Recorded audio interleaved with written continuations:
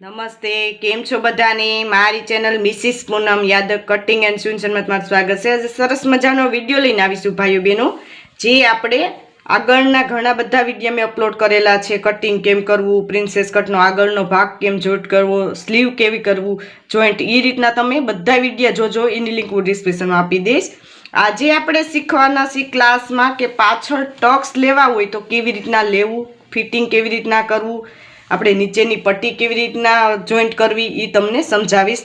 ઘણા ભાઈઓ બહેનોની રિક્વેસ્ટ આવતી કે મેડમ તમે નીચેની પટ્ટી સાદું બ્લાઉઝ હોય તો પટ્ટી કેવી રીતના લઈને ફિનિશિંગ લેવું, એ આજે તમને સમજાવીશ. આ પાછળનો ભાગ છે, બરાબર? એમાં આપણે ટક્સ લેવાના હોય છે. તો હંમેશા યાદ રાખવાનું, શોલ્ડરનું મધ્ય હોવું જોઈએ. આ રીતે શોલ્ડર હોય એનું મધ્ય આ રીતે કરવાનું. હંમેશા બધાય બ્લાઉઝમાં એ રીતે ટક્સ લેવાનું આવે છે, એટલે તમે આ ખાસ ધ્યાન રાખજો.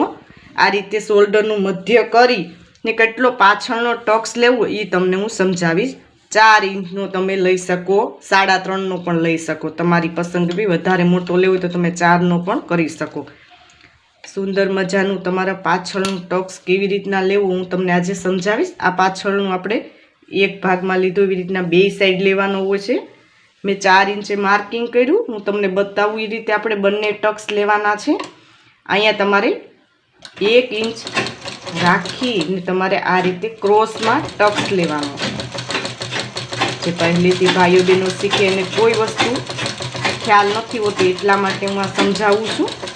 આ રીતે પાછળનો ટક્સ લેવામાં આવે છે. તમે જોઈ શકો છો, ક્રોસમાં લીધો મેં. આ રીતે તમારે ટક્સ લેવાનો છે. હું તમને બતાવું એ રીતે એનું ફિનિશિંગ આવશે. આગળના ભાગે આ રીતે થશે. આ રીતે તમારે ક્રોસમાં લેવાનો છે, બરાબર? હવે આપણે બીજો લઈ લઈએ ટક્સ. એ કેવી રીતના લેવો એ તમને સમજાવું. આ રીતે આપણે પાછો શોલ્ડરનું મધ્ય કરવાનું છે. આ રીતે આમાં આપણે 300 ટક્સ ન થવો જોઈએ, એનું ખાસ ધ્યાન દેવાનું છે. તમે જે આપણે ટક્સવાળા બ્લાઉઝ કરીએ એમાં પણ ઘણા ભાઈઓ બહેનોને ખ્યાલ નથી હોતો કે કેવી રીતના એનો ટક્સ લેવામાં આવે છે. તો આ રીતે તમે ટક્સ જોઈને, આને ડાર્ટ્સ પણ કહી શકાય, ટક્સ પણ કહી શકાય, ડોટ પણ કહી શકાય. તમે કોઈ બી ભાષા વાપરતા એ પ્રમાણે, પણ આ રીતે તમારે લેતા શીખવાનું છે. આપણે જે ટક્સવાળા 4 ટક્સવાળા બ્લાઉઝ હોય એમાં આ રીતે ક્રોસમાં જ આવે છે. આ રીતે આપણે ક્રોસમાં જે રીતના બતાવું છું એ રીતે તમારે લેવાનો છે.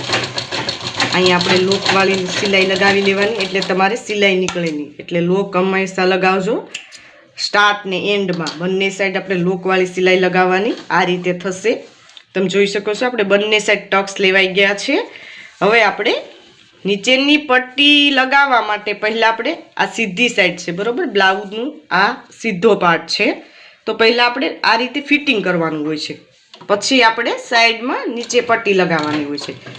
એક સ્ટેપ એટલા માટે બતાવું કે પહેલેથી ભાઈઓ બહેનો શીખે એને ખ્યાલ નથી હોતો કે કવર સિલાઈ કેવી રીતના બ્લાઉઝમાં આવે. સાદું બ્લાઉઝ, અસ્તરવાળું બ્લાઉઝ તો કેવી રીતના એનું ફિટિંગ થાય, કેવી રીતનાની નીચેની પટ્ટી, ટક્સ કેવી રીતના લેવામાં આવે છે, એ બધાય સ્ટેપ મેં આ વિડીયામાં પૂરેપૂરા બતાવેલા છે શાંતિથી. તો આ બધાય પાર્ટ જોજો તો વધારે તમને ખ્યાલ આવશે કે બ્લાઉઝ કેવી રીતના એની સિલાઈ કરવી. એક સ્ટેપ મેં શાંતિથી બતાવેલા છે. તમે બધા વિડીયો જોઈને પૂરેપૂરું બ્લાઉઝ બનાવતા શીખી શકશો. આ રીતે પહેલાં આપણે સાઈડ ફિટિંગ કરવાનું હોય છે હંમેશા. એ સીધી સાઈડ છે આ. પછી આપણે નીચેની પટ્ટી લગાવીને પછી આપણે ઊંચું કરીને ફિટિંગ લેવાનું હોય છે. આ રીતે હવે એક સાઈડ મેં બતાવ્યું એ જ રીતના તમારે બીજી સાઈડ સિલાઈ લગાવી લેવાની છે, સીધી સાઈડ કરીને આપણે. તો હું લગાવી લઉં છું. આ રીતે આપણે બંને સાઈડ સીધી સાઈડ ફિટિંગ લઈ લીધું છે બ્લાઉઝમાં. હવે તમારે આપણે નીચેની પટ્ટી આ રીતે તમારે કટ કરવાની છે. તો હું તમને બતાવું એ રીતે. પહોળાઈ આપણે જે નીચેની છે એટલી લેવાની છે લંબાઈ, ને આપણે એની આ પટ્ટીની પહોળાઈ તો 1.5 ઇંચ લેવાની છે, બરાબર? આ રીતે તમારે પટ્ટીને કટિંગ કરીને એના સાંધા જોઈન્ટ કરીને આ રીતે પટ્ટી બનાવી લેવાની છે. હવે આપણે કેવી રીતના એનું નીચેનું ફિનિશિંગ લેવું તો પ્રિન્સેસ કટ બ્લાઉઝ હોય સાદું તો કેવી રીતના એનું ફિનિશિંગ લેવું તમને સમજાવું. હવે આ રીતે આપણે પટ્ટીને ફોલ્ડ કરવાની, બરાબર. હવે અહીંથી આપણે સ્ટાર્ટ કરીએ તો કેવી રીતના એની સિલાઈ લગાવી ને કેવી રીતના નીચેની પટ્ટીમાં આપણે ડબલ સિલાઈ લગાવી બધું તમને સમજાવીશ. તો આ રીતે આપણે આ સીધો પાર્ટ છે ને પટ્ટી આપણી ઉથમી છે, બરાબર. એ રીતે તમારે સિલાઈ લેવાની છે, તમને બતાવું તે રીતે તમારે આખામાં ફિનિશિંગ લેવાનું છે.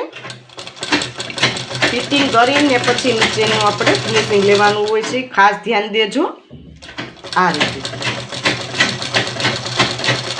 જે રીતના હું બતાવું એ રીતે તમારે સિલાઈ લેતી જવાની છે છેક સુધી.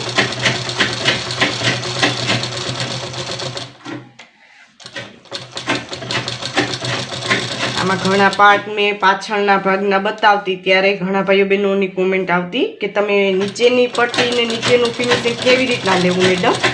તો આ તમે વિડીયો જોઈને શીખી શકશો કે આપણે નીચેનું આપણે પટ્ટી સાદું બ્લાઉઝ હોય અસ્તરવાળું હોય તો તમારે પલટાવીને ધાર સિલાઈ લગાવીને નીચેનું ફિનિશિંગ આવી જતું હોય છે.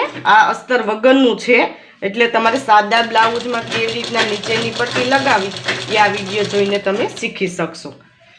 આ રીતે આપણે ઠેઠ સુધી લગાવવાની છે પટ્ટી.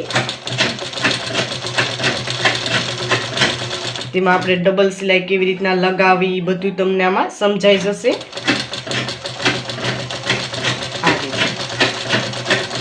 આ રીતે આપણે પટ્ટી લગાવી લીધી. આ વધેલી પટ્ટી છે ને આ રીતે કટ કરી લેવાની, પછી આપણે આ રીતે ફોલ્ડ કરી લેવાની, બરોબર. હવે આપણે આમાં ડબલ સિલાઈ લગાવવાની છે તો ડબલ સિલાઈ લગાવી લઉં છું. આમાં આપણે ડબલ સિલાઈ લગાવી લીધી છે, તમે જોઈ શકો છો કમ્પ્લીટ થઈ ગઈ છે આપણી પટ્ટી. હવે ફક્ત આપણે પટ્ટીમાં આ રીતે સિલાઈ લગાવવાની છે તો હું તમને થોડું બતાવી દઉં. એ રીતે તમે જોઈ શકો છો હું કેવી રીતના બતાવું છું. એ રીતે તમારે ફક્ત પટ્ટીમાં સિલાઈ લગાવી લેવાની.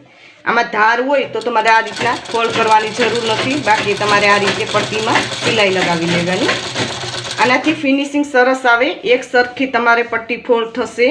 થોડું નાના મોટું કાપડ હોય પણ તો તમે આ રીતે પટ્ટી એક સરખી બનાવી શકો. એટલા માટે આ પદ્ધતિ બતાવું છું. ડાયરેક્ટ તમારે પટ્ટી ફોલ્ડ કરીને સિલાઈ નથી લગાવવાની. આ રીતે પહેલાં આપણે પટ્ટીમાં સિલાઈ લગાવી લેવાની. તો હું આ રીતના સિલાઈ લગાવી લઉં છું. આ રીતે આપણે પટ્ટી કમ્પ્લીટ કરી લીધી છે. આ રીતે એનું બનશે ફિનિશિંગ. હવે આપણે આ પટ્ટી છે ને અંદરની સાઈડ બધી પટ્ટી ફોલ્ડ કરી લેવાની ને એક ધારની સિલાઈ લગાવવાની છે. તો તમને બતાવું એ રીતે એનું ફિનિશિંગ આવશે. આ રીતે આપણે ધારની સિલાઈ લગાવતા જઈએ. આ પટ્ટી આપણી ઉપરની સાઈડ ન દેખાય એનું ખાસ ધ્યાન દેજો. એકદમ ધાર સિલાઈ લગાવવાની છે તો સુંદર મજાનું તમારે પાછળનું જે નીચેનો પાર્ટ છે એનું ફિનિશિંગ આવશે. આ રીતે તમારે પટ્ટીમાં નીચેની પટ્ટીમાં સિલાઈ લગાવતી જવાની. જે રીતના બતાવું છું એ રીતે એકદમ ધાર ઉપર આવવી જોઈએ. તમારી સિલાઈ આડાવળી ન થવી જોઈએ, એ ખાસ ધ્યાન દેવાનું. સિલાઈમાં હંમેશા એ વસ્તુ ધ્યાન રાખવાની છે, એક સરખી સિલાઈ આવવી જોઈએ ને એનું અંતર ને એકદમ સીધી ને તમારે ધાર હોય તો ધાર સિલાઈ જવું તો તમારે દરજી જેવું કામકાજ થશે.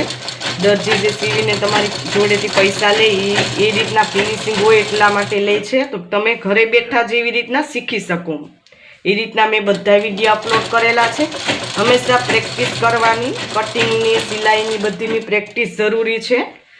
એ રીતે કરવાથી તમે સુંદર મજાનું ઘરે બેઠા સીવણ શીખી શકશો. આ રીતે આપણે ઠેઠ સુધી આવી ગયા છે. ધાર સિલાઈ લાગી ગઈ છે આપણી. આ નીચેનો પાર્ટ આપણો કમરનો પાર્ટ છે એનું ફિનિશિંગ છે. તો આ રીતે તમે લઈને જોઈને શીખી શકશો. આ રીતે